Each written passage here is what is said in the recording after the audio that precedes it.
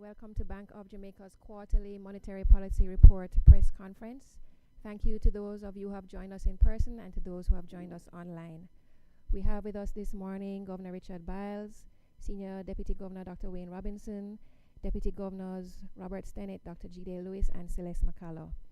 As is the custom, Governor Biles will speak to the bank's latest monetary policy decision in the context of the bank's outlook for inflation and the overall economy, against the background of the economy's performance for the last quarter. After Governor Biles has made his address, the floor will be open to allow for the question and answer segment. Governor Biles.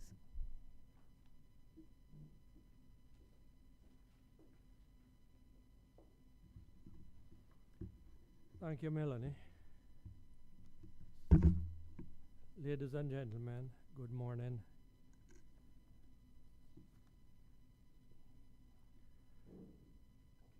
I hope that while we speak, our track team is doing wonderful things for us. I was a little disappointed over the weekend, but I'm sure we'll pick it up as the rest of this week unfolds. Good morning to everyone again, particularly the press, but also a number of colleagues from BOJ who are in attendance here this morning. I wish to start with a brief statement on the bank's financial stability mandate. There has been an unusual amount of commentary in both the traditional and social media in recent weeks on issues relating to financial institutions. These commentaries have questioned developments at certain institutions and their implications for financial stability. Let me remind the public that the overall financial system in Jamaica remains stable, safe, solid, and well capitalized with lots of liquidity. The public, both here in Jamaica and abroad, should feel reassured that the Bank of Jamaica continues to provide proactive oversight of the financial system and is always prepared to take the necessary actions to preserve the stability of the system. Let me now turn to the main reason for this press conference. When we last spoke in May, we indicated that while inflation at April 2023 had returned to the target range, this was to be considered temporary, as there was a risk that inflation would again breach this range in subsequent months before returning to the 4 to 6% corridor. Statin reported on Tuesday last week that Jamaica's headline inflation for July 2023 was 6.6%. This was much lower than the peak inflation rate of 11.8% recorded at April of 2022. Contributing to this significant general reduction since April of last year were declines in the key drivers of inflation, such as prices of grains, shipping costs, and inflation expectations, as well as Bank of Jamaica's tight monetary policy. However, as we expected, the July inflation outturn was slightly higher than the outturns from May and June of this year, a reflection of the impact of dry conditions at the start of the year and more recently, high temperatures on the prices of domestic agricultural products. In addition, there have been ongoing increases in the prices of meals consumed away from home and the first round effect of the adjustment of the national minimum wage, which was recorded in the June CPI number. Ladies and gentlemen, while headline inflation has breached the target as anticipated, core inflation, which excludes food and fuel prices from the consumer price index, continues to decelerate, aided by the bank's management of the exchange rate and tightening of Jamaican dollar liquidity. The annual core inflation rate in July 2023 was 5.2% and has consistently fallen over the past 10 months. Given its material success in controlling core inflation, the bank's Monetary Policy Committee announced its decision on Friday to hold the policy interest rate at 7% and to maintain tight Jamaica dollar liquidity in the money market, as well as to continue fostering relative stability in the foreign exchange market. In reviewing the impact of its previous monetary policy decisions, the MPC noted the following. First, interest rates on domestic money and capital markets and the term rates offered on deposits by deposit-taking institutions have generally increased in line with the policy rate, with smaller movements in DTI saving deposit rates and new mortgage loans. Second, growth in the monetary aggregates has been consistent with the bank's actions. For example, the flow of new loans to the private sector over the year to May 2023 has declined appreciably in real terms by 6.2% and generally reflects the impact of higher interest rates and tightened credit terms in the banking system. Also notable, local currency deposits grew by 14.4% at May 2023, which was faster than the 10.8% growth at April 2023. This increase was above the estimated growth in nominal gross domestic product for the June 2023 quarter and reflects an increasing propensity by Jamaicans to save in the context of attractive real interest rates. Third, as noted earlier, the maintenance of tight liquidity in the financial system by offering securities to the market at attractive rates, thereby reducing the quantum of Jamaican dollars available to the banking system, combined with the occasional intervention of the bank in the foreign exchange market, have led to relative stability in the exchange rate. This in turn has significantly limited the pass-through of imported inflation to domestic prices. Finally, a positive byproduct of managing inflation is that in the context of the stability of the foreign exchange market, deposit dollarization has continued to trend downward from the highs achieved during the pandemic. At June 2023, the deposit dollarization ratio for DTIs, which is a share of total deposits in the banking system that is held in foreign currencies, was 40.9%. This is significantly lower than the 43.9% that was recorded at the start of 2022 and lower than the pre-pandemic ratios. It represents, ladies and gentlemen, growth of confidence in holding Jamaican dollar deposits based on real interest rates and the knowledge that foreign exchange is easily available from the market when needed. Let me now discuss the outlook for inflation and the economy in some more detail. The bank continues to anticipate that higher agricultural prices, higher education costs, and wage pressures will contribute to inflation remaining a little above the target range for the next 2 months. Notwithstanding this uptick, inflation is forecasted to generally decelerate to the bank's target range of 4 to 6% by the December 2023 quarter, and to remain there for the rest of 2024, except for a few months.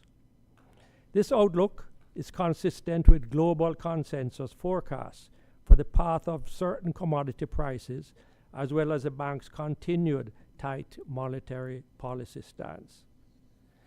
Inflation could, however, rise above the projected path.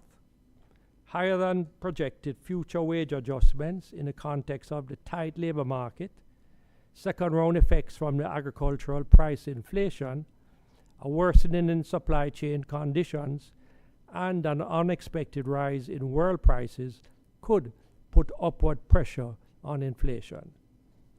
Lower than projected inflation could be caused by weaker than expected global growth, which could negatively impact tourist arrivals and therefore reduce domestic demand. Looking on the foreign exchange market, this has remained relatively stable within a narrow band over the last 2 years, reflecting in part the actions taken by the bank. To prevent undue volatility in the foreign exchange market, Bank of Jamaica sold approximately $585 million via its BFIXit facility for the 2023 calendar year to date. When these sales are set against BOJ purchases, however, the result is that the bank net purchased approximately $761 million over the period. In this context, at the 16th of August 2023, Jamaica's gross international reserves remained substantial at approximately $4.6 billion, which exceeded the standard measure of adequacy by approximately 15%. The bank projects that the gross reserves will continue to remain adequate in the medium term. One of the outcomes of the bank's management of the foreign exchange market is that it has served to anchor inflation expectations. In the bank's latest survey of inflation expectations, less than 14% of the respondents indicated that strong depreciation in the exchange rate was the most important factor behind their views of future inflation. The most frequently cited factor was changes in the prices of imported commodities such as grains and oil. The last time the exchange rate was a dominant reason was February 2021, at which time 41% of the businesses surveyed reported the exchange rate as the most important factor guiding their inflation expectations. Looking at the Jamaican economy, which continues to expand and supports increases in aggregate demands for goods and services and can potentially drive inflation upward. PIOJ has estimated that the economy grew by 1.5% in the June 2023 quarter, and there are signs that the economy continued to expand for the September 23 quarter. Statin last Tuesday also reported that the unemployment rate for Jamaica at April 2023 was 4.5%, the lowest on record. This is indeed a momentous achievement for the Jamaican economy. Data on the unemployment rate, supported by anecdotal information about wage adjustments in selected private sector industries, indicates that the domestic labor market is very tight. From the bank's perspective, this could become a threat to inflation if labor shortages translates into large wage increases and higher prices.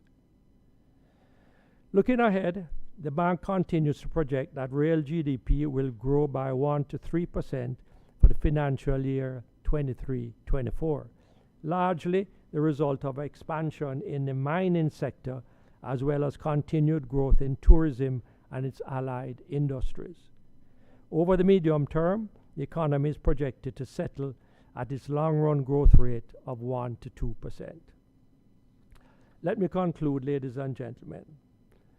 Inflation is on its way down, and our expectation is that it will continue to decline, except for some months when the general level of price increases could be adversely affected by exceptional circumstances. Bank of Jamaica remains committed to achieving its primary mandate of preserving price stability. The bank will continue to closely monitor the global and domestic environments for potential threats to Jamaica's inflation target and act accordingly. Among other factors, Bank of Jamaica's future monetary policy decisions will pay careful attention to the incoming data relating to the headwinds noted above, such as wage pressures and second-round effects of agricultural price inflation. Thank you, and I will take questions. Thank you, Governor. We have a question from Durant Pate. Durant, would you like to go ahead? Pleasant morning, Governor. I heard your caution.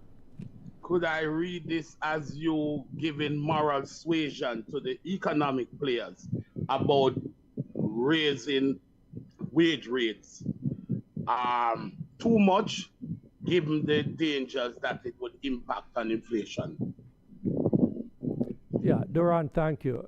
Yes, I think that you have encapsulated exactly what we're saying. If we do get large wage increases and those translate into increased prices, then we are going to have a new cost push effect on inflation.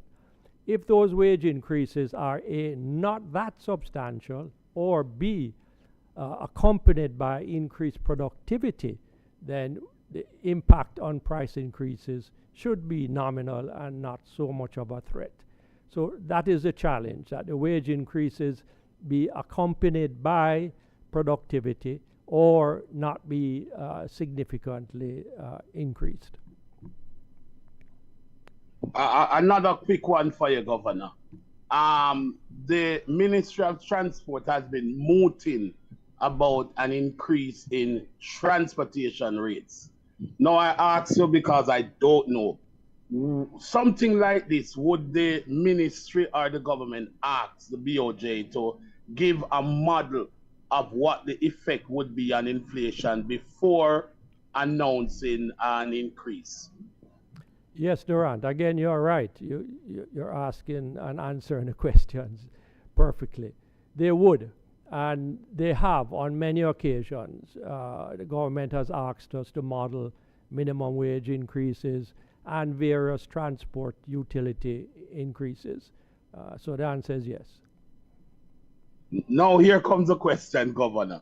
With the government and the ministry mooting an increase in transportation rates, so the obvious now becomes my question: have one been done, one been asked, and if you can share the results?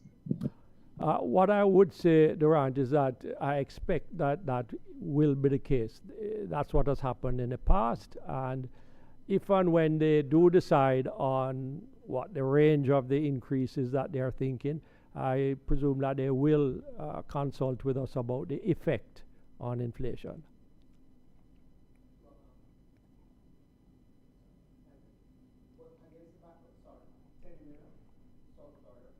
Sure. Welcome.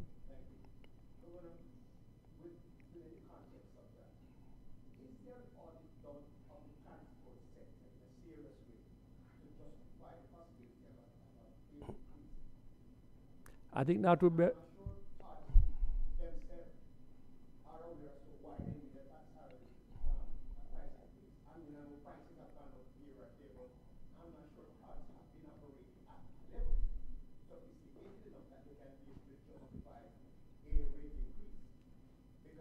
About inflation, technology, I mean, not too well, you know. To justify, because, you know, we're talking about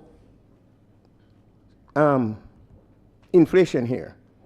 Because you mentioned two things about inflation, and I'm wondering whether or not there is any kind of a means by which the Ministry of Labor or anybody else where employment is concerned, where skills training is concerned, to be able to give you adequate information from those sources so that you're able to analytically make the correct decision in terms of how you guide the government. Well, I don't know if I'm making sense. Yeah, I understand, and some of that question I can't really answer. To the extent that the Ministry of Transport is contemplating increase, I presume they have done their assessment of why that increase is required and what its justification is. We are not at Bank of Jamaica charged with that responsibility. They would simply ask us, what is the effect on inflation? If it is this percent, what if it is that percent? And we give them a straight objective answer. And is there any way to measure whether or not they're likely to be out of the ordinary salary or wage increases coming within the next, foreseeable time? Well, I think the government has done its major wage and salary adjustment, and that has passed through the system. I don't know of any other major adjustment to come in the public sector, but the private sector are constantly doing wage adjustments, and those are the ones that we have some concern about, that they are not too substantial or that they are accompanied by productivity increases. I beg your pardon, may I? With respect to my constituency, which is the diaspora, there are a couple of questions I have. But first, before I even go there, has there been enough analysis to say how the public has been receiving the new banknotes and what sector have been rejecting it, if any, and how you might be able to treat with that? Mostly anecdotal information that we have received, which is that the notes are generally well accepted. It's natural that when people get something brand new and quite significantly different, there are reactions that can be from the north to the south. Some people love it. Some people say, boy, I have to read it carefully, and they're very thin and they feel very slippery. So there are all kinds of responses, but as in most things, we grow accustomed to it and we adapt to it, and we learn to very quickly be able to distinguish between the notes. And we have taken special care to make the notes different colors, to make the numbers on them large, to make the impaired vision, tactile nature of the notes very clear. So I think we have done a world-class job. And if you look at many countries that have modern currency notes like ours, you'll see that it's quite similar. These polymer notes last a lot longer, and therefore will cost Bank of Jamaica and the country a lot less to keep in circulation. And I'm sure the Iglas are liking it well. My experience in the market, talking to Iglas, making money change, the Iglas seem to take on to it much more than the consumer themselves. But that's interesting. Not to digress, and pardon me for trying to hog this show. Forgive my manners. One more and then I'll shut up. With regards to my constituency, the Jamdex, the Aki. Yes. I love the Aki. I'm a thing for Aki. With regards to money transfer, how do we unpack that? Jamdex to facilitate money services, money transfer. Well, Jamdex is totally local currency, domestic. Right? Yes. It can't go abroad any more than Jamaican cash can go abroad. So think of Jamdex as Jamaican cash, but digital on your phone or whatever other device that you have. How can it link up into remittances? Well, if someone sends a remittance to a terminal here in Jamaica, whether it's Western Union or MoneyGram or whatever, it's very easy to get that sent on to Ms. Carter in Somerton remotely by way of Jamdex. And in that sense, that's how Jamdex can help with the remittance service. But Jamdex is not a currency that can be exported to Jamaicans abroad any more than cash, Jamaican cash is. Thank you, Governor. Chris Patterson, can you please ask your question? Hello, good morning. Are you hearing me? We're not hearing him though. Please go ahead, Chris. We can't hear you. Are you hearing me? Morning. Yes, we are hearing you. Okay, great. Earlier this year, BOJ had a communication campaign encouraging Jamaicans to save more and spend less, and encouraging commercial banks to pay more interest rates on saving accounts. What are the indications of success of these efforts? what are the implications, assessments? Indications of success of these efforts. Okay, so what we have found is that money market rates, that is rates if your money is on a repo, rates if you have a term deposit at a commercial bank, those rates have moved very closely in tandem with our policy rate. And so investors in those products are getting pretty close to the rate, our policy rate of 7%. In the savings deposit category, not so. And this is entirely commercial bank policy, where in their view, they rather keep that rate low and keep the loans low also. That is their decision, that they want to keep that loan portfolio currently at rates that existed before. I guess they don't want to put pressure on those people who have contracted those loans, lest those loans go bad.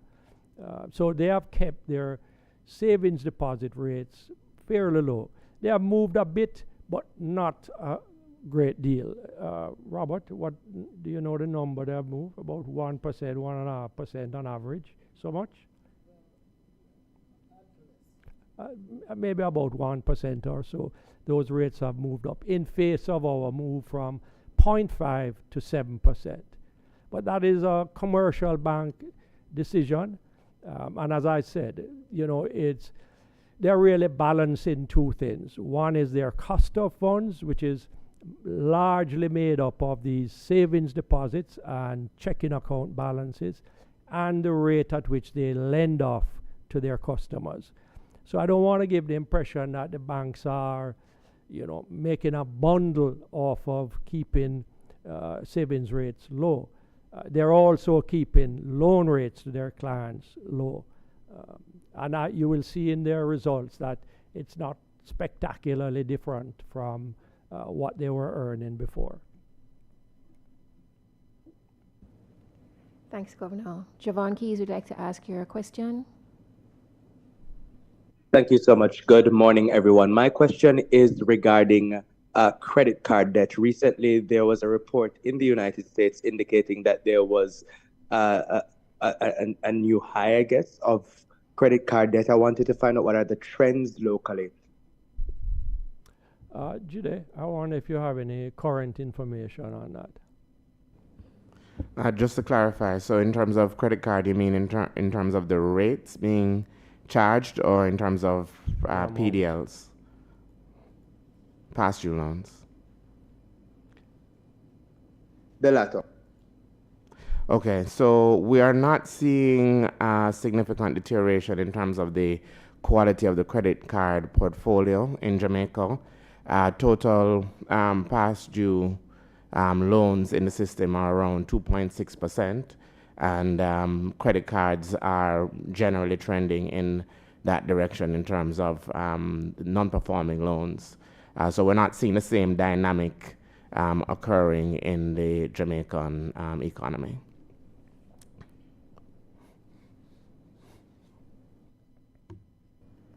Durant. Thank you. Thank you. Durant, would you like to ask your two questions? Sure. I'm trying to get an update on your financial holding company regulatory regime. We see where a lot of the entities that have banking institutions are moving full speed ahead in regularizing themselves. Now, I'm trying to find out how many companies have such been regularized, registered as FHC. That's one. Two, can you state, based on the current state of affairs, how many FHC do you anticipate, based on how they're operating, would have to be registered as a FHC? And finally, I think there is, but I just can't remember, the cutoff period by which they have to regularize themselves under the new regime. Durant, thank you for that. And I'm going to ask Jide to answer most of it. But just to say, so long as a financial group has a deposit-taking institution within it, it has to ultimately apply for a financial holding license. And that financial holding group can only have financial enterprises in it. Anything else has to sit outside of the financial holding company. But Jide, please give him some more detail on that. Sure. So currently there are 3 institutions that have financial holding company licenses in Jamaica. There is NCBFG, there is Jamaica Money Market Financial Holding Company, and there is JNFG. We have a number of applications before us, which we intend to put forward to the supervisory committee over the coming months. Don't want to speak too much in detail in terms of the specific applicants, but as you had queried, in order to put themselves in a position to get the license, a number of them have gone through reorganizations so that essentially as a supervisor we are in a position to carry out our responsibility of ensuring that they're operating in a safe and sound manner, and the transparency is there to allow us to do so. So we intend over the next few months to carry a number of applications through that particular process. We had allowed entities to come and put applications before us in a staggered manner because we were aware that we also at the bank had capacity constraints in terms of going through all those particular applications. So we haven't given a explicit cutoff point for those applications to come in. We simply engage with the applicant and ensure that those applications, when they do come in, meet our sufficiency requirement.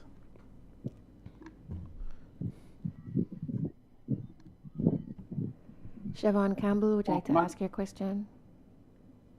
Oh, there's one more for me, I believe, but I'll defer. Durant. No, you can go ahead, Durant.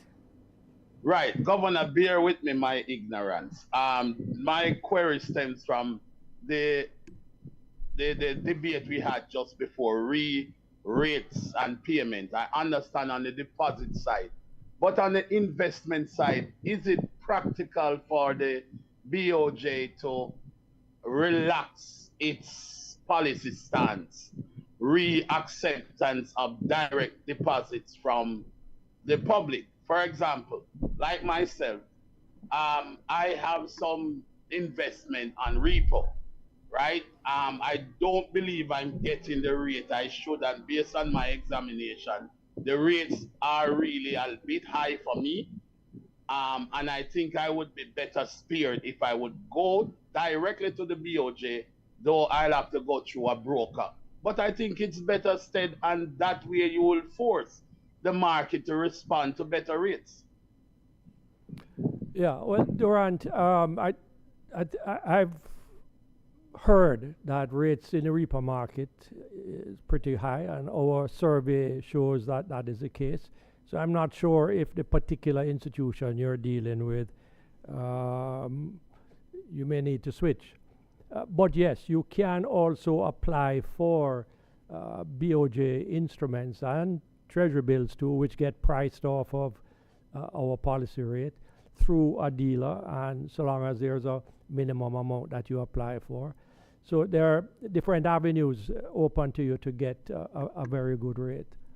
Wayne, I don't know if you want to say something more. Yeah. No, I think you have answered it very well, Governor. The fact is, when we look at what other dealers, the security dealer sector is offering, their rates move in lockstep with Bank of Jamaica's policy rate. And you can always access their the investment either in Bank of Jamaica's CDs or in treasury bills through a securities dealers. And the reason for that is it encourages the development of the market as against a case or scenario where you're actually coming directly to the Bank of Jamaica. But you can get better rates out there through securities dealers. But the point I'm making, Governor, the restriction had to do with the amount. No, come on. I can't afford a $10 million investment. But I'm saying somebody who has $1 million and would want to invest directly on repo, I can't get that. I'd have to go through a dealer. And what happens is that I would buy the repo from that dealer who would buy it from you, and then he would trade off with me and offer me a rate which is far less. Yeah, but different dealers offer different types of products and different mix of products, which tend to cater for different classes of investors. So you just have to shop around. Durant, I'm sure there is a dealer listening that is going to take a note of your name and call you. Next time we have a press briefing, tell me about it, and you're going to owe me a fee for that. All right, Governor. Well said. Siobhan Campbell, please go ahead. Good morning. Can you hear me? Yes, we can. Good morning. Siobhan Campbell, Nationwide News. Two quick but related questions. The first one, I believe quite a few years ago, the Bank of Jamaica had anticipated a situation where we would reach levels of employment that would require either the importation of labor or some adjustment in how we train our labor force. I think we've reached that inflection point. So is the Bank of Jamaica in discussions with the government as to policies going forward to address that? And further relation to that, in April of this year, there was an adjustment to the CRR rate due to the expected impact of potential increases in salaries. Should Jamaicans expect any further adjustments in this rate, considering we do expect due to labor concerns a rise in further salaries? Robert, you want to answer? Yeah, thank you, Governor. On the specific question as to whether or not we advise the government about the strategies that can be employed to address the tightness in the labor market, I guess the short answer is no. However, just to note that on a quarterly basis, Bank of Jamaica does meet with the Minister of Finance, and we do use those opportunities to have general discussions about macroeconomic developments. The data, the projections to which you referred, I'm very happy for that recognition, because I do recall that more than 2 years ago we had projected that Jamaica would have come to a point when the labor market would be exactly what we're seeing here now. And in terms of the potential policies that can be deployed to address it, I guess there's a wide range of issues that are floating around that the government can consider. But for here and now, our hope is that they will be deployed. I mean, the one thing I would say is that what has been encouraging in the statistics is that quite a few people came from outside the labor force and got jobs in the current employment report. But there's still scope for even more of those persons to come back into the labor force. There's a wide range of persons who are retired who, if the incentives are correct, they may be able to come back in and provide expert resources for the labor market. But there is another set of persons that the government, I think, would need to understand the factors that are preventing them from coming in and address those issues. So BOJ is concerned, as the governor says, about the implications of this tightness for wage setting. But like you, we are hoping that enough and the right strategies will be deployed long before wage increases become a major issue for inflation. On the CRR, the central bank holds all of its policy instruments at ready to deploy when and as needed. So as at this point in time, our forecasts for inflation are still consistent with us returning to the target range, and it is only when and if the risks to this inflation forecast are significant and high that we will put all and every policy instrument back on the table for contemplation. Thanks, Governor. Wait, you wanted to remark? Well, just to follow on what Robert says, as the MPC indicated in our communique, when we look at, based on the data that we have now and the forecasts, we thought that where rates are now, it's at an appropriate level, and we will have to await incoming data to assess. In fact, one of the key things that we'll be assessing is how this tight labor market conditions, how that is actually transmitting to actual wage inflation, and then how that wage inflation is spilling over into price inflation. We're already seeing some impact on the education sector, so we'll have to continue to watch that. But we remain with our posture that our policy adjustments will be data-driven. If I could put a question to you, Wayne. Our participation rate in the labor force is about 65%. About 65. Is that high, low? Is that for our countries at our stage? What is that like? That's the way it is said in Robert. Robert takes the hard questions. Well, thank you for the question, Governor. 65%, I think, traditionally is where we have gotten to. I think going back in time, the highest I've seen the participation rate go to is 67. But as I said earlier, people will enter and leave the labor force if they are encouraged or discouraged by the incentives that are there.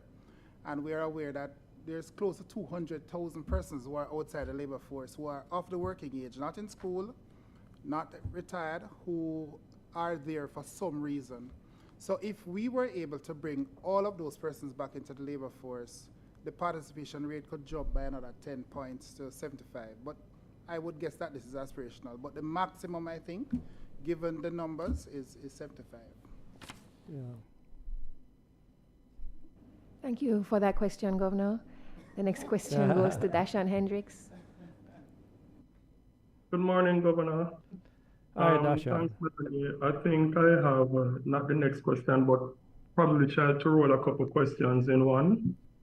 But it all goes along the same line about the labor thing. Earlier, Governor, and I have some question, but I just jot down some stuff from what some answers you wrote before I get to my question. But earlier you said about the impact of the tight labor market on inflation and wage increases and possible wage increases, especially in the private sector, which is still going through the negotiation process, a lot of companies right now. You said you hope that the increases to come won't be too substantial. What in your mind is substantial in terms of those increases that are still to come that would make the Bank of Jamaica worry a little bit about moving out, about inflation rate moving outside the target range of 46%, or staying out there a little longer than it would? Oh, you want to pause there and get on. So, well, I'll start and ask Robert or Wade to give me some support on it. But generally speaking, if the wage increases are nominal, that is within, say, the 7%, 6 to 7% inflation that we are currently experiencing, the impact won't be that significant. If it is accompanied by increase in productivity, again, it will be ineffective on inflation. But once it goes significantly above the inflation rate currently and is not accompanied by increased productivity, it will have an effect. Now, that effect is, just take a goods, any kind of goods, let's say, a patty. What is a component of labor that has been increased in the price of that patty? Bearing in mind that there are so many other costs that comprise the price of that patty. So it's a complex calculation that I couldn't give you a numeric answer for now, but I think the general guideline is once you step beyond that 5, 6, 7% inflation that we currently are experiencing, it needs to be accompanied by productivity increases. Otherwise, there will be a flow through of inflation. Robert or Wade, anything to add to that? No, Dashan, over to you again. All right. I joined a little late, so I hope I'm not asking something that has been asked already. But one of the notes that came out with the rate decision or the monetary policy decision on Friday was noting that the Bank of Jamaica has had material success in terms of core inflation. How significant is that material success? And does the Bank of Jamaica, in as much as it has a target headline inflation rate, does it also have a target rate for core inflation internally, which is not shared with the public? I would say that our when the MPC says that it has had material success, really we ask ourselves the question: what if the exchange rate had not stayed within that corridor of about 2%, which is like 152 to 155, but had gone on to 160, 165?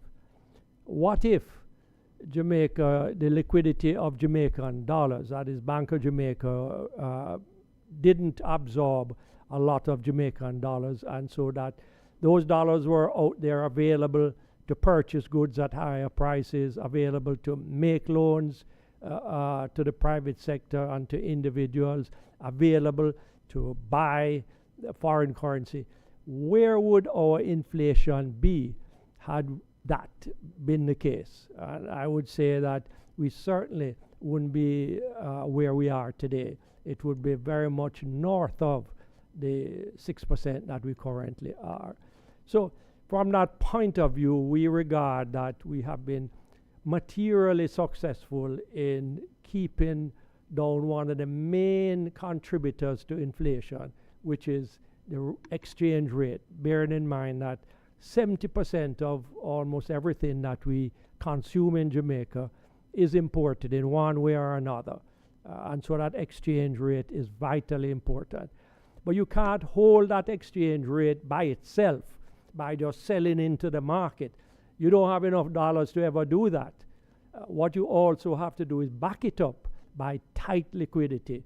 And that is where the Bank of Jamaica issues securities to the public, to the banking community, and take liquidity out of the system. And that way it remains tight and not available to run down goods and raise prices, nor run down foreign exchange and raise the exchange rate. I don't know how else to explain it. I leave it. Wayne, well, just to add a little color to what the governor says, Dashan. In July, our estimate of the core inflation was 5.2%. Last year, February, that same measure, which, as you know, strips out the volatile components of the CPI basket and strips out the impact of oil, for example, that we don't have control over. Last year, February, that was 9.9%. In December last year, it fell to 8.5%. So you're seeing a trend decline. Now, why that is important is that core inflation gives you a signal. It's underlying inflation. So it gives you a signal as to where inflation, headline inflation, which is what we target, where that could be trending over the near term to over the medium term. And the signal that we're getting from this trend underscores the position that the governor indicated in his statement, that inflation is actually trending down. All right. Sorry, Melanie, just two more questions, all right? And don't laugh at me, please. I beg you. One, Robert spoke about 200,000 people who are now outside the labor force, that are not in school, who can be engaged in the labor force, hopefully at the flip of a switch, my terms, not yours. But the monthly economic sessions you have with the government in terms of looking ahead and doing forecasts and stuff, does it include a look at underemployment in the labor force and the impact that has been having on the labor market right now in terms of where it is, but not also that, but also for the future? Because if a lot of these people, if we do have a lot of underemployment, if they move out of being underemployed to be rightfully engaged in their skills, then they're looking at higher wages again, right? How does issues of underemployment, well, do we have any idea as to what underemployment is in Jamaica, especially in the current labor market right now? Well, Dashan, I think the details of the labor market that is provided by Statin is very rich and allows for a lot of analysis and interpretation to some of the issues that you're raising here. So that this may not be for here, but surely it's quite easy to just look at the tables and evaluate the extent to which the labor force is distributed across skill sets, for example. There's a table there that shows the proportion of the labor force that is without training, those with tertiary training, and so on. And I guess one conclusion you can draw from it is that those persons who are in the labor force employed without a particular level of training is underemployed. In terms of the implications going forward, I would say that if you train these persons, not only will their wage levels rise, but as the governor alluded, their productivity will also rise. So the issue of transitioning from a low-skilled economy to a high-skilled economy is really something that is desirable. It's not something to fear. Any more tough ones, Dashan? Well, I probably have to talk to Robert after, because I think he misinterpreted the question. Anyway, I not believe that. JAMDEX. I asked the Bank of Jamaica last week, and they did reply about JAMDEX, saying that where it is, this is my interpretation of the note I got from the BOJ last week. So where we are right now with JAMDEX, we were hoping to be further ahead. Where were we expecting to be right now in terms of JAMDEX, and how further, what strategies will be putting in place, the central bank, to move us to where it wants us to be in terms of that digital currency? And that's the last question from me. Yeah, so thank you for that one, Dashan. Yeah, and I'm going to be perfectly frank and honest. We are not where we wanted to be. And we have come across challenges that we didn't foresee in the beginning. As you can imagine, the big hurdle to overcome, or the goal to achieve with issuing a new currency like JAMDEX, is you need to have the merchants in a position to accept it, so that when individuals like you and I go to them, they have the capacity to accept the currency from you.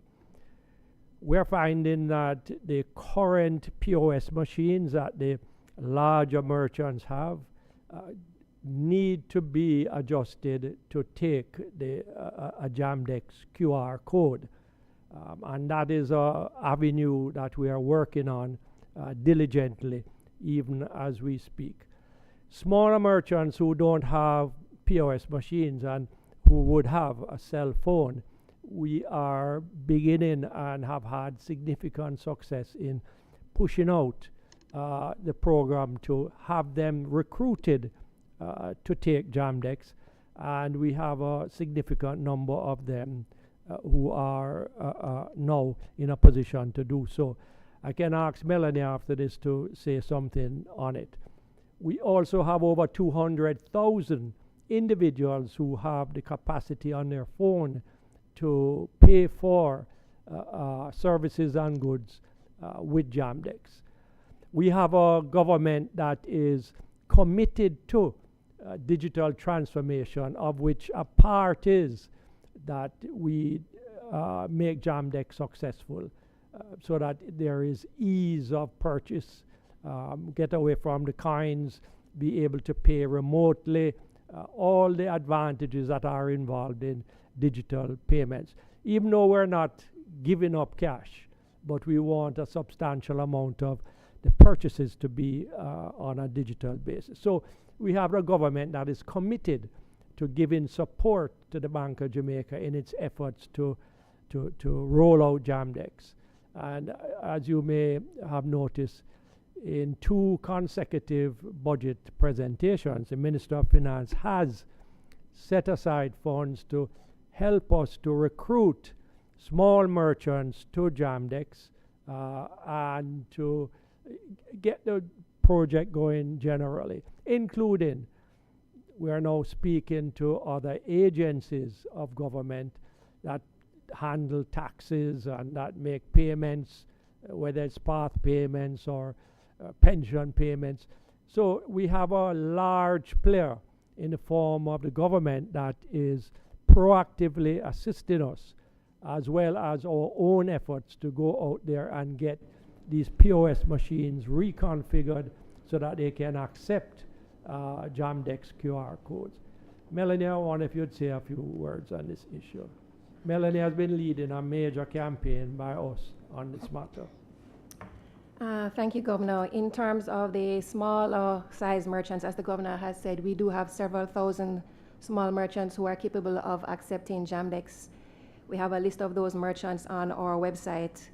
We have also been successful in signing on smaller merchants at several of our communication initiatives to include the Independence Village, which took place between August 1 and 6, Christmas in July, Fun Fest, the Ligani Art Festival, and we have been particularly successful in the entertainment sector in terms of the parties that we have done. We have thousands of persons who sign up for JAMDEX and are able to pay for their party tickets and at the bar with JAMDEX. So the real hurdle we have to overcome is to get those merchants that use POS machines to have their machines recalibrated to take QR code that JAMDEX works on. Once that happens, it means that every supermarket, every fast food enterprise, pharmacies, all of the kind of merchants that you and I go to several times and spend quite a bit of money with, they will be able to take JAMDEX. At that point, we will start a big mass campaign to get individuals to take JAMDEX on their phones and to begin to use it as currency. I don't know if Melanie saw, but Mr. just have a quick follow-up, and the Governor picked at it. I know I see Javon put up his hand, but just to get it, because I follow up to JAMDEX. I'm sorry.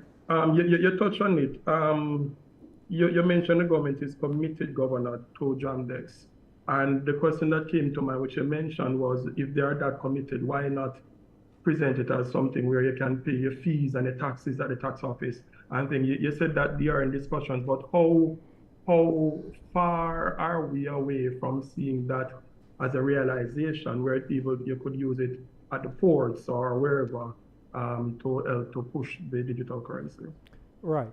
So I would say there is no objection in principle at any of these institutions that we have been speaking to, whether it's a TAJ, Accountant General, eGov, they all are open-minded to it. And it's really just a matter of looking at what are the technical challenges that we would have and how to resolve them.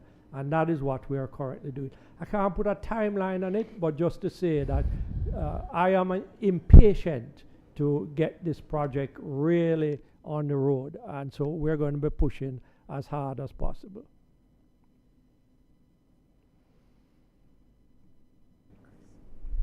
Chris Patterson, please go ahead.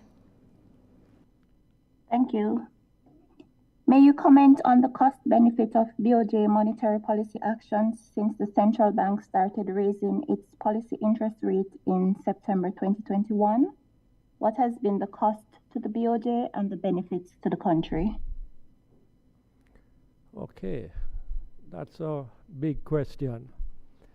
So let's start with the cost to the Bank of Jamaica, and then we can speak about the benefits. The cost has been that the Bank of Jamaica, in raising its policy rate from 0.5 to 7%, now has to pay that 7% to any deposit-taking institution that keeps a balance at the Bank of Jamaica. Remember, Bank of Jamaica is the bank for banks. So just like how you and I may have some money in our pockets, but also some money in the bank, they too have some money in their vaults, as well as some money here at the central bank. And the money that they have here at the central bank, we pay them the policy rate of 7%. So from that point of view, it's more expensive for us. Also, because we have a lot of open market operations, and remember we spoke about tightened liquidity. That means that we are constantly issuing securities into the market to pull a certain amount of funds into the Bank of Jamaica. And to the extent that we're offering more of those at higher rates, 7%, it costs us more to carry out that open market operation. So generally, our Jamaican dollar expenses in respect of deposits held here at the bank by commercial banks, as well as open market operations, has costed us a pretty penny more. I believe the number is 20 billion or something like that. On the other hand, for the Bank of Jamaica, because we have reserves, and the bulk of our reserves are in US dollars and invested in international securities, AAA, what we are finding is that those rates are rising from, in some instances, 0.25 up to 2%, 3%, 4%. So those rates are coming up. And that's the bulk of the reserves that we have. And when we bring those into our profit and loss accounts, we actually make quite a big profit off of that. And it more than compensates for the cost of what I spoke about earlier. So the Bank of Jamaica is profitable, has been profitable ever since it became independent in April 2021, has paid dividend to government, and we expect that that will continue. But apart from the Bank of Jamaica's profit and loss, the country as a whole has benefited in the sense of we have lower inflation than if the Bank of Jamaica didn't do what it has done. And that is a benefit and a gain that is almost immeasurable. The fact that we have inflation of about 6% compared to having inflation of 10, 11, 12% is gigantic, and everybody in Jamaica can appreciate that. That's a bullet that we have dodged as a country, and that value is enormous. Wayne, you wanted to make some comment? Yeah, just 2 points, just to follow on what the governor is saying. At the end of the day, the litmus test is the profitability of the institution, as the governor indicated. And certainly when we look at our performance for the calendar year up to July, we were running profits of between 8 and 9 billion. So we continue to remain profitable. Now, you raise an important question, but the thing to bear in mind is that this is what the central bank is here for. Our resident debt is inflation. And as an institution, it's going to be a cost which we have to absorb. And it's precisely in recognition of this why, when the bank was being reformed, the government injected significant capital, recapitalized the bank so as to enable us to actually absorb these costs. And I think that is one of the important elements of the whole economic reform program that we have been pursuing over the past couple of years. That of not just an independent central bank, but a strengthened central bank that will allow us to undertake this type of monetary policy actions when needed. Thanks for those good answers. Javon Keys, please go ahead. Thank you so much. My question is going back to the Jamdex discussion. I mean, I wanted to find out what's the perspective the BOJ is getting from commercial banks and other financial institutions about getting their own digital wallet, because from inception, we've only had Link. And I mean, when we, for instance, go to the various briefings with the banks and you ask them, it seems like a moving target. So what's the sentiment you're getting from the various commercial banks about their stores having their own digital wallets, and what's probably taking them so long to come on board? Yeah, good question. And this is one of the challenges, I think, that quite frankly we did not estimate when we embarked on this road. The fact is that it costs quite a bit of money for the banks to develop their wallet. And only the technology people can tell me why it costs so much, because it's just amazing. Some banks tell me 300,000 US, 500,000 US. I don't know. I mean, maybe I should have been an IT person, because that's a lot of money to develop a digital wallet. But apart from that, they also have to invest in the equipment to be able to move the digital currency around. So it is, for the banks, significant investment. I would say not a tremendously expensive one, but it is significant, and it's a kind of investment that the board of a bank would want to hear you justify. And what is the justification for the banks to make this investment, especially since it is not expected that when you and I use Jamdex, that they will earn a fee off of it. So it is almost an investment by the banks to create this, to help to create this digital currency, without a prospect of them earning a fee off of a Jamdex. However, one of the largest expenses that a bank has, especially the large retail banks, is the management of cash. One of the biggest headaches that they have is the movement of cash. And one of the prospects of the digital currency is that it will reduce this cost and reduce this headache.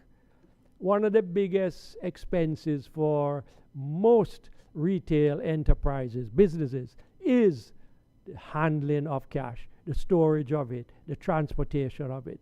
So even the business enterprises are, will benefit from the existence and the usage of digital currency.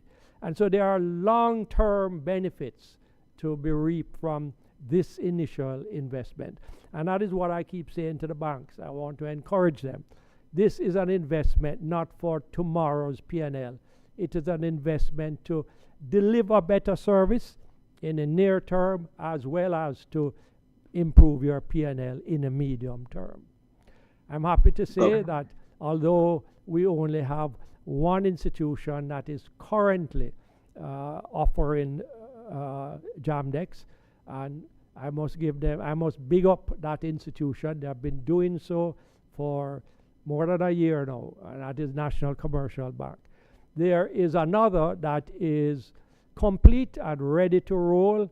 They are just doing their testing internally, and I expect that shortly they will come on board.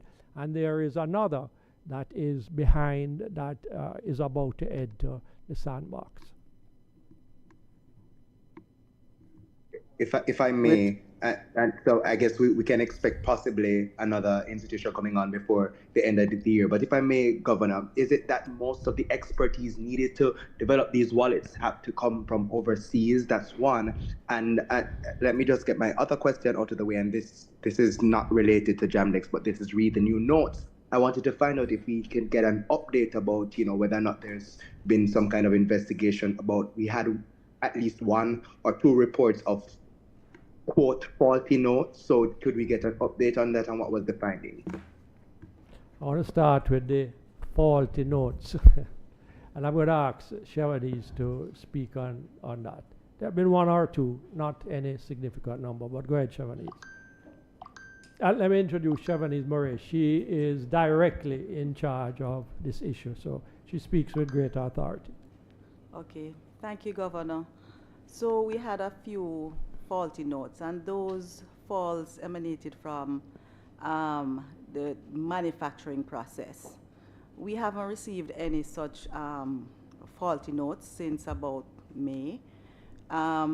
It's something that the manufacturers have identified. They have identified what the fault was, and we have actually implemented measures that would manage the risk of any future faulty notes. And in addition to that, what the bank has also done is to have drafted some protocols with commercial banks to manage with these notes, to treat the handling of these notes. That is notes for which the windows are defective, and those protocols are now being finalized with the Jamaica Bankers Association. Thank you, Chevanese. Thank you. May I, please? Governor, very quickly, I just want to, as it relates to Jamdex. Yes. Have you thought of creating a demand for Jamdex? Well, we can only create a demand. By that, I think you mean amongst individuals? Among the wider public? Well, there's no point in people having it if they can't spend it. Mm-hmm. So the merchant platform is really important. Once we get a good amount of the merchants in a position to be able to accept it, then we can start a mass campaign to encourage individuals to take Jamdex and use it. Yeah, because you work on both fronts at the same time. Can't really. No, we need, it will be disappointing to an individual if they took Jamdex from their bank and then went to this store and couldn't use it, that store and couldn't use it. They get frustrated. And what happens is that they just change it back to cash. We have a responsibility to make sure the merchant base is sufficient that an individual can actually find good usage for the Jamdex. Okay. I was just thinking the fact that it's a cultural shift, somewhat. And it's a behavior issue as well. So people like the churches, people unite to consider in terms of your marketing and deep marketing campaign in terms of how we create that behavior change. Yes. For the acceptance. No, and I agree with you 100%. When it gets to the point where we want to drive the consumer, the retail person, the you and I, yes, to accept Jamdex and to spend it, I think that's when suggestions like you're making about working with church groups or any other innovative way of marketing, mass marketing, will be useful. All right. Very quickly, and I know we've been here long, as it relates to my constituency again, and I speak as though I'm a politician, I don't know why, but I think the public might want to know which part of Jamaica is your constituency. My constituency is the diaspora. What is that called again? Kingston, what, 21? 22 or so. Something like that.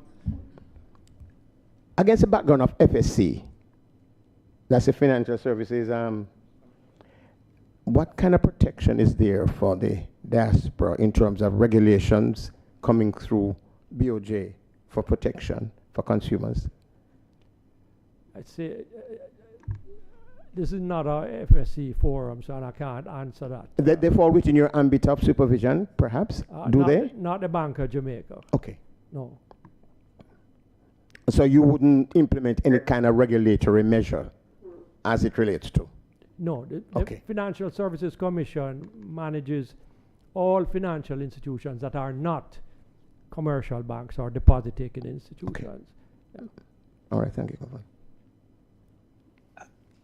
If I may, Governor, my question regarding the expertise and Jamdex was not answered, and I do have a follow-up to the faulty notes. So are you able to say whether or not it's too small of an issue? This to say it was how would you scale the magnitude of the faulty notes issue? Would you say that a certain percentage of the notes? Are you able to say that, or was it just a one-off fault with one or two notes? Chevanese? Today, there have only been 5 faulty notes. Out 5 faulty notes, and if you compare that with what is in circulation now, I mean, that's just about 0%. You scale it relative to the number of pieces of notes that are currently in circulation, that's almost 0%.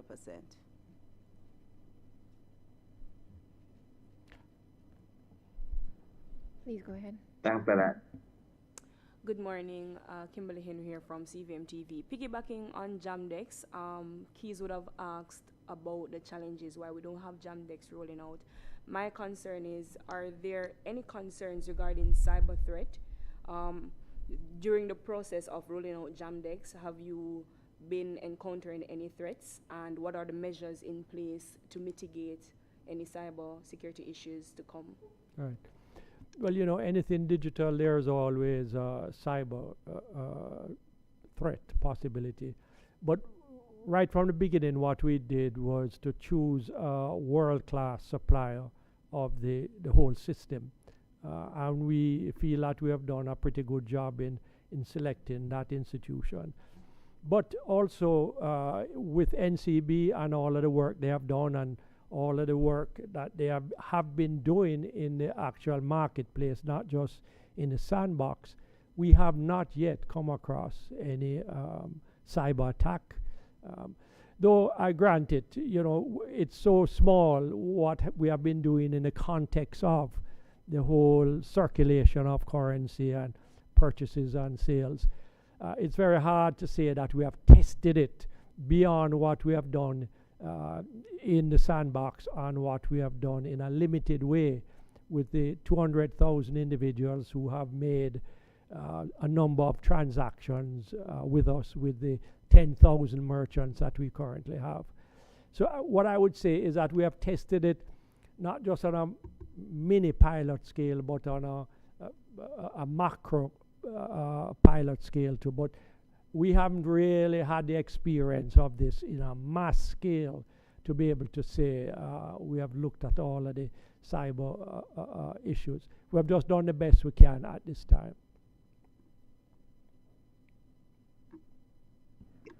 If I may, finally, maybe I should rephrase the question that I asked earlier regarding expertise, Governor. Do you think that there needs to be delivered programs locally to maybe have more persons being able to do the technical development of these digital wallets? Because I assume that a large part of this major cost to financial institutions would be to get the technical expertise to develop these wallets. So what would you say about that? Well, you know, I believe that we do have a lot of domestic expertise working on these issues. But a large part of the cost involved in creating a wallet is having put it on your, say, on your phone. How does that interface with the big banking system that currently exists? And a lot of that, those systems are specialized and they belong to some supplier or the other. And so those suppliers have to get involved to make that interface seamless. And I think that's where a lot of the costs arises. How to take this digital wallet and make it seamlessly interface with the banking system so that there are no cracks that cyber attacks can come through or any other technical hitches. And so whoever it is that is supplying the larger banking systems, they have to get involved, and I think that's where a lot of the costs arises. Thank you. Melanie, last question from me? Yes, the last question goes to you. All right. And this is just stepping outside of these. And Governor mentioned NCB, and I had it written down, but I was saying I was going to ask it. The chairman of NCB, Michael Lee-Chen, has returned from leave, and he has been exposing that he will become a bit more active in the running of the institution. Now, I was trying to search over the weekend, but I haven't come across it yet. But I think the Banking Services Act calls for some separation between chairman and CEO of institutions, the banking institutions. Has the Bank of Jamaica ascertained from Mr. Leachin what sort of active role he's looking to take in NCB going forward? And does anything like this breaches, if my memory serves me right, and correct me if I'm wrong, please, would it breach anything in the Banking Services Act where you keep the role of the chairman and the CEO separate? Yes, Dashan, I can see that you have done your research. Yes, the Banking Services Act is explicit, and I can ask Jide to quote the chapter and verse where it says that the CEO cannot be the chairman and the chairman cannot be the CEO. Absolutely clear on that, and Mr. Leachin knows that also. That doesn't mean to say that a chairman cannot play an active role. He just can't also be the CEO or be an executive chairman if that implies that he has any day-to-day responsibilities and can execute on transactions separate from the CEO. But I'm going to ask Jide to speak a little more openly on this. Yeah, well, I think where I would like to start is that there's currently no breach of that section of the Banking Services Act because Mr. Leachin is the chairman of the group and Mr. Robert Almeida is the CEO, acting CEO. So as it is currently configured, there is not a breach because they're separate individuals who have different responsibilities within that financial holding company structure. Nevertheless, the term executive chairman could be misleading and could confuse the public to indicate or to insinuate that the roles are being combined. But this is in fact not the case.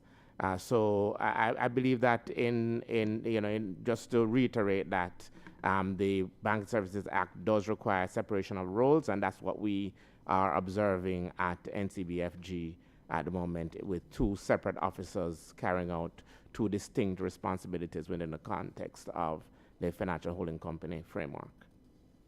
But Jide, you know that Mr. Leachin has referred to himself as the executive chairman at their press briefing the other day. And I raised the same question to him when he referred it. I said to him, as far as I remember, the Bank Services Act requires a separation of the roles. And you are right, Dashan. And Mr. Leachin also is aware of that.